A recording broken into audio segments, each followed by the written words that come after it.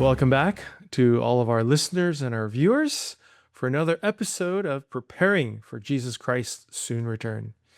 I'm John, and with me is Christian. And again, we want to remind you what the goal of the podcast is. Our goal is to become firstfruits, qualified to be kings and priests, and to encourage and to remind one another that we need to get ready. You know, Christian, today, you probably are seeing in the news, as well as we are seeing in the news, two major signs of the times of the Lord's return. One is what's going on in the Middle East, and I think today there was a post by our president saying that the deal has been agreed by all parties, and that it's just a matter of announcing the time and place where all parties will sign the deal. Right. So I think this is one important signs of the time. For those of you who don't realize, this is part of the Abraham Accords, and it is crucial if we want to see the temple rebuilt. And of course, the other one, I've sent you some video. This is regarding the end of democracy and how in my state, the California primaries, there was tremendous amount of fraud going on, and they are investigating it, and hopefully we'll see something come out in the coming weeks. But it's just incredible to see how fast this world is ripening for the coming of the judgment of God with the opening of the sixth and the seventh seal. Yeah. No, it was really amazing to see those two things last week. Right. Or this week. You can't say it this week, yeah. Yes. Because, I mean, the Trump, he announced a big military strike, and before doing it, then he announced that they have come to Right. agreement. Exactly. And all the countries listed are really crucial when it comes Right. to building the temple. And that's the point. We don't want to do politics, right. but we want to understand what God is doing. It's really Exactly. like in Proverbs, I guess many know that verse. It says that God leads the hearts of the kings like the water, right? And that's really what you can see. Right. The Jesus Christ in Revelation is the prince over the rulers of the world, Yes. the kings of the world. And this is what he's doing. So all these countries listed there, Saudi Arabia especially, Right. major countries Yes. to make the deal for the temple. Exactly. And that's what we're all looking for. And so time is pressing. And I mean, it's so bad on the one hand to see what happened in California. Yeah. On the other hand, very awakening and very encouraging that the Lord is coming. Because Yes. when you think of democracy, the US is the number one country. Right. That's where it first started. That Yes. democracy began with that founding of that nation. Right? And then you see in that very nation, not in a third world nation where anyway things are corrupt all the way through with elections many times. Right. But in this country, you see how they just cheat publicly, you can say. Yeah. Like the mayor of LA, Yeah. right? That was the other Right. election. Yeah. Things were kind of set for the final general election, and then all of a sudden, number 3 becomes number 2, and the Republican number 2 becomes number 3. Right. And it's such a cheating that you're kind of really shocked how shameless people can cheat. Exactly. And that must really show to all of us. This is the end of democracy. It's not people voting anymore. This is the end of democracy. And when you think of Daniel 2, every time you go from one part in the statue of Daniel 2 to another, it means the first part is crumbling and the second part is rising. Yes. So democracy has to crumble, right, for the beast to rise. Exactly. And that's exactly where we are. So Right. Yeah. if in the US such things can happen, just like that, Right. then democracy is gone. And that means the beast is rising. So Exactly. main conclusion, we really have to make use of every day that we have left, because there are not too many left. Right. Comes, yeah. Right. Yeah. No, and it's kind of ironic because this is the year that we're celebrating the 250th birthday of America. Yeah. And it's supposed to be a wonderful celebration of democracy of 250 years, but it's so ironic to see the corruption and Mm-hmm. everything that is going on. It's really like a third world country. In the Congress, they're trying to pass this Save America Voting Act, Yeah. where, it's common sense. You need to show proof of citizenship.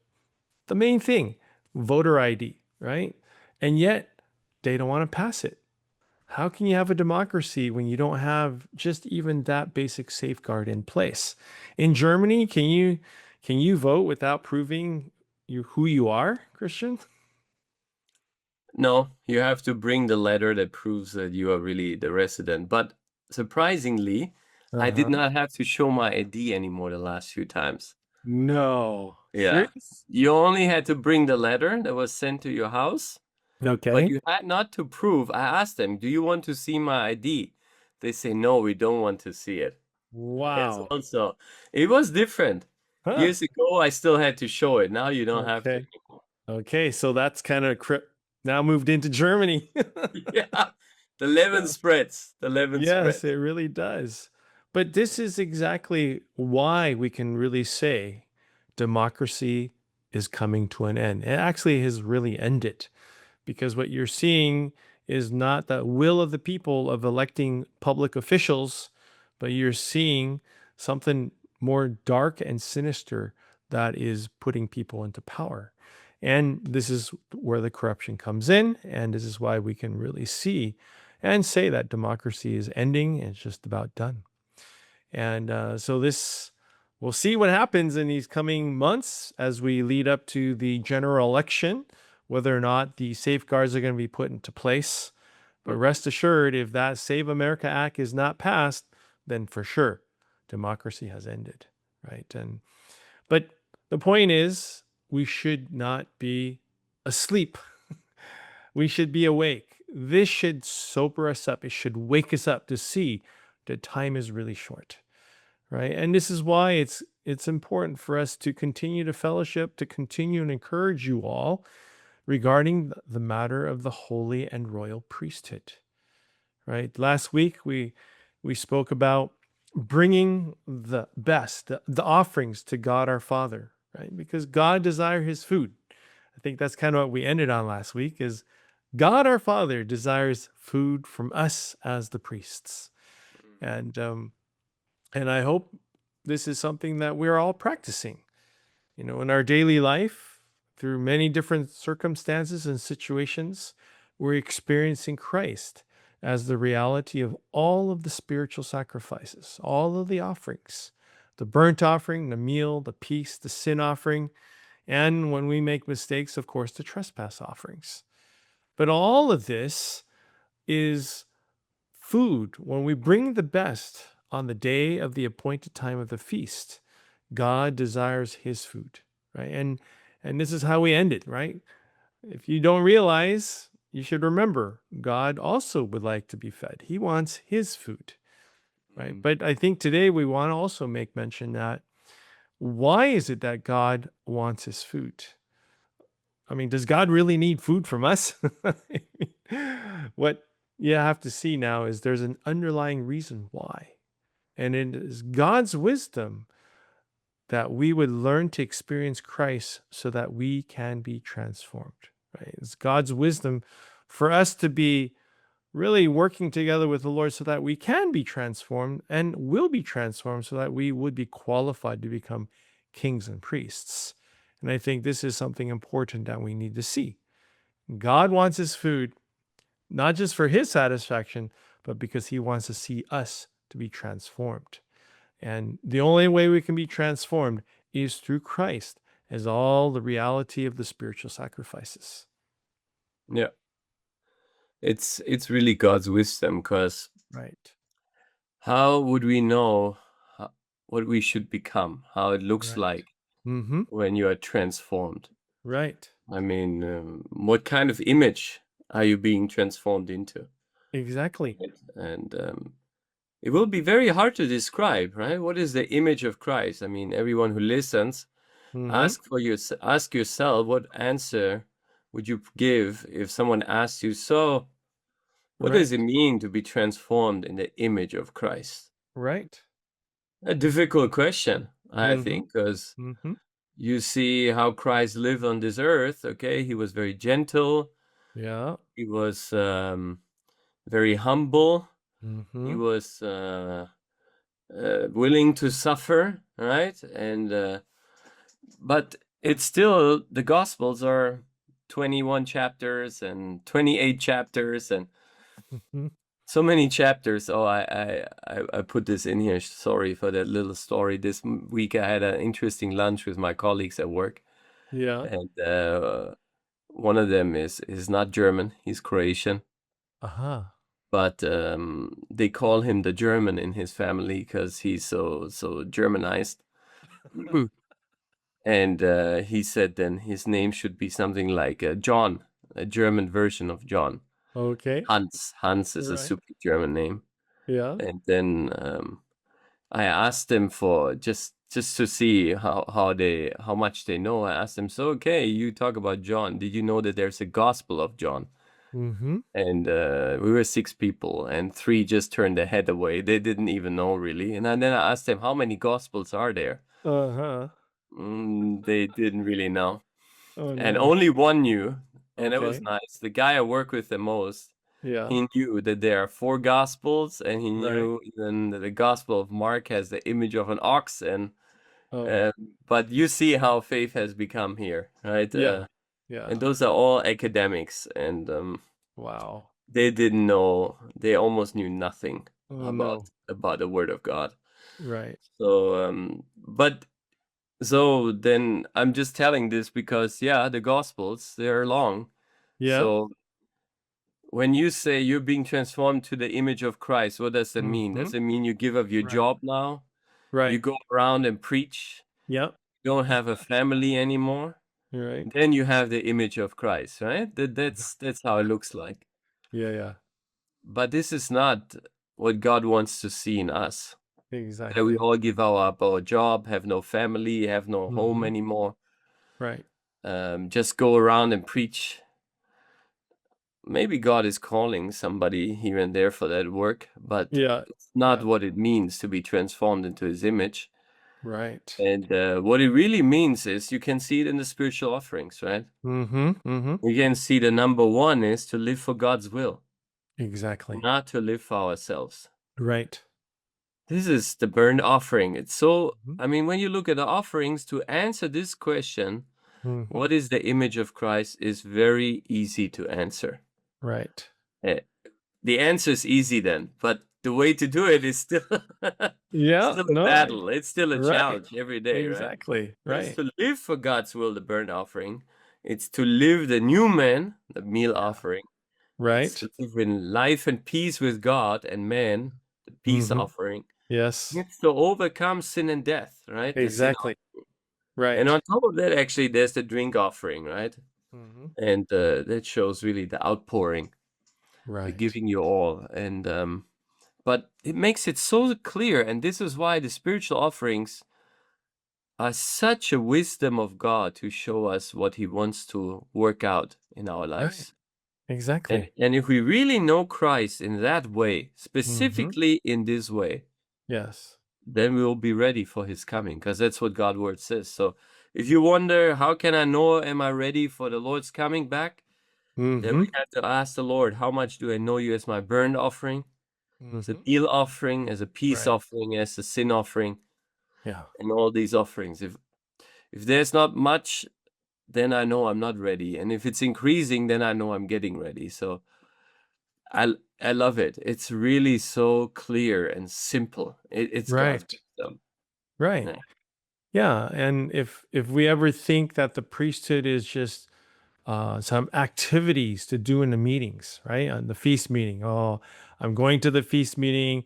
So part of the activities of the feast meeting is to bring an offering.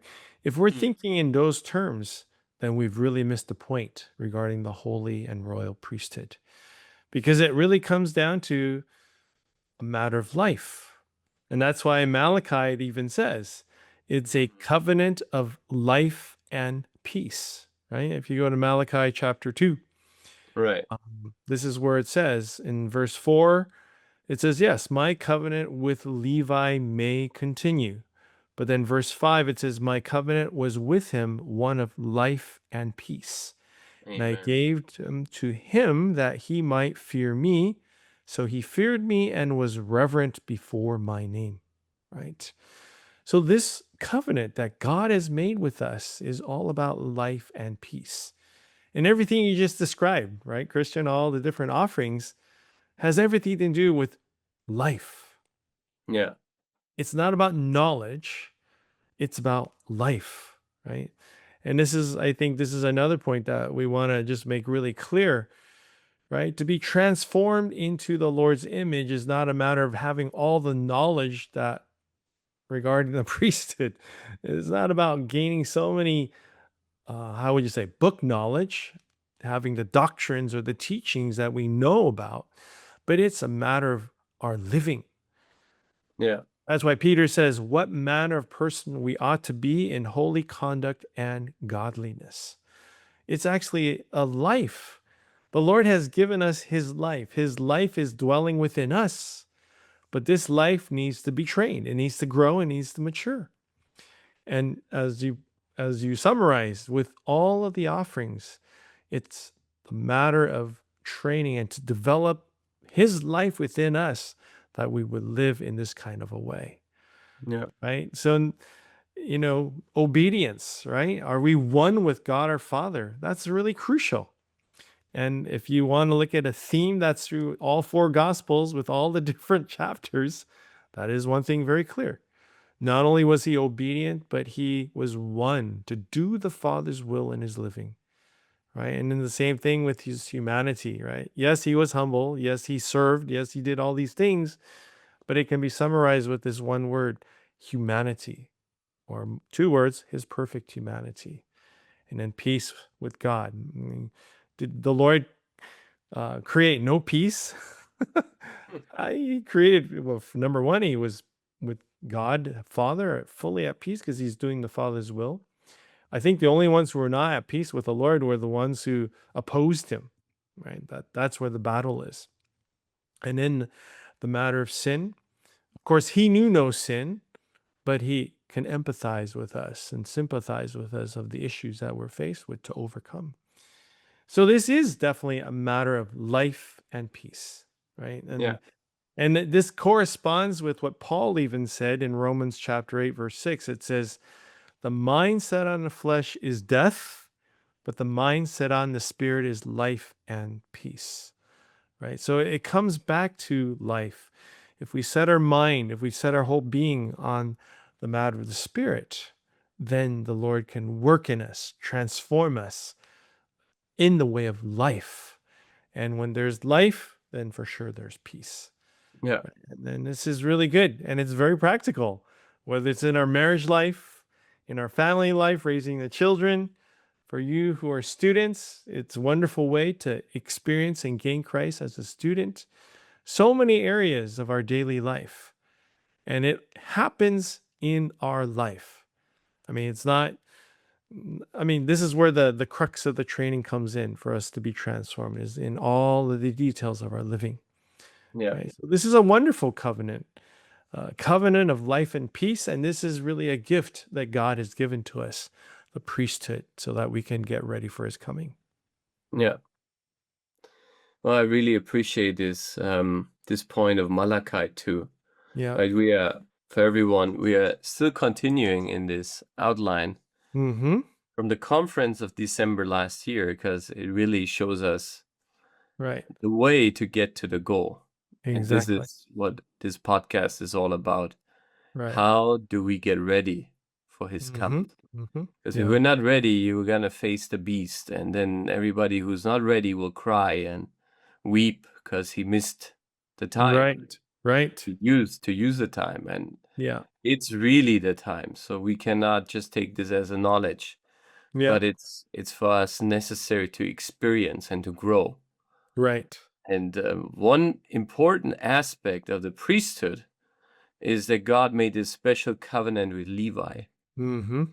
And when you read the 5 books of Moses, you see, okay, God gave the Levites the right to serve him directly, not Right. just to be like the other tribes, distant from the holy place, Mm-hmm. distant from the Mm-hmm. tabernacle. They Yeah. were the ones right around it and serving inside of it.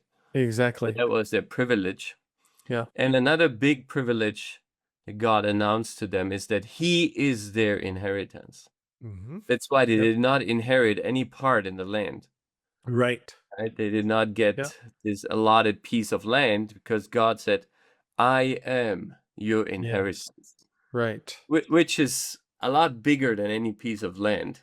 For sure. Piece of land, you can grow your crops on it, but if God is your inheritance, you have everything a human Right. being can ever need.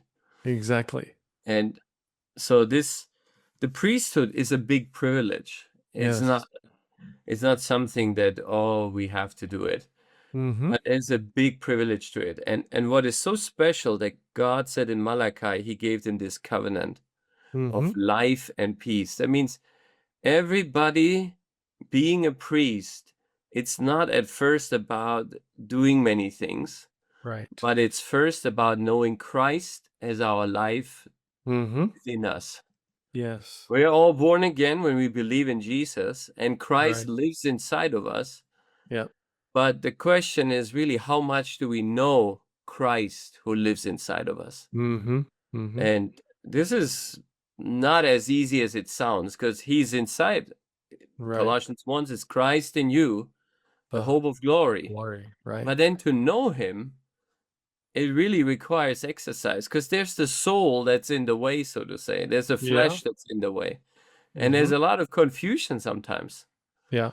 So, but God's covenant with us is one of life and peace. So it's Right. our privilege as a priest to tell to God, I want to know Christ who lives in me. Mm-hmm. I really want to know Him, how to live through Christ. Because Right. when we really live through the Lord, the outcome will be peace. Yes. And this is so special because Mm-hmm. today there is only a shallow peace, even at work or in the families. Right. As long as there's only sunshine, everybody's at peace. Right. But let the pressure rise. Yeah. Let the troubles come. Let headcount reduction come to a company. I tell Yeah. you, the peace is gone Right. faster than you ever saw him coming. Right. And that's what I experience right now in the company, right? There's a Mm-hmm. lot of Mm-hmm. headcount reduction, Yeah. and you can see the peace in the people. It's easily gone. Right. So, but for us, it's a privilege, Christ is our life and to Yes. have the peace of God. And Exactly. this should be the normal state of a Christian, of a Mm-hmm. priest of God. Right. And unfortunately, today we see there's a lot of death, spiritual death. Yeah. In so many places, there's just knowledge left or works left. You're right. But this experience of Christ inside of us is not real anymore. Mm. And then you also see so many divisions. Yeah. I mean, we Christians, we should all be one. But the Right. fact that there are countless divisions, Yes. that's just a fact, is a Right. proof that there's a lack of life, that there's no life. It's Right. like when I die, what happens to my body just falls apart, right? If the bones don't stay together, like in No. Ezekiel, right? They don't stay Mm-hmm. together, they all fall No, no. apart. Right. And that's how it happened to us. So it sounds very simple, a covenant of life and peace, but Mm-hmm. actually in Malachi 2, he mentions that they have forsaken it. And I think this Yeah. fits to our situation today. So we Right. should really all come back to the Lord and say, Lord, I want these two. I want you as my life, and I Right. want the peace of God, like what you Exactly. quoted from Romans 8. And Yeah. this is very precious, very precious. Right. Yeah. Yeah. And we hope yet you have this view, right? Don't think of the holy priesthood as yet another method or some kind of activity, right?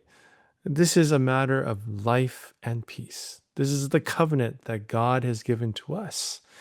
And if we are open to the Lord and we get into it, to the reality of experiencing and gaining Christ, this is how he will train us, perfect us, transform us into his image. And this is how we will be qualified to become kings and priests, right? I don't know how many more times we need to keep repeating this, but this is important to get. We got to get this through our hard heads because this is really God's way to prepare us for his soon return, right? The time is super short. In fact, our time is not really short. We have to actually stop now. But God is giving us as much extra time as he possibly will allow. And we need to take advantage of that. We need to say, Lord, I want to experience you now in reality of life and peace. And so we would encourage you to continue to press on, right? And spread the word. Get the word out. I mean, there's not much time left.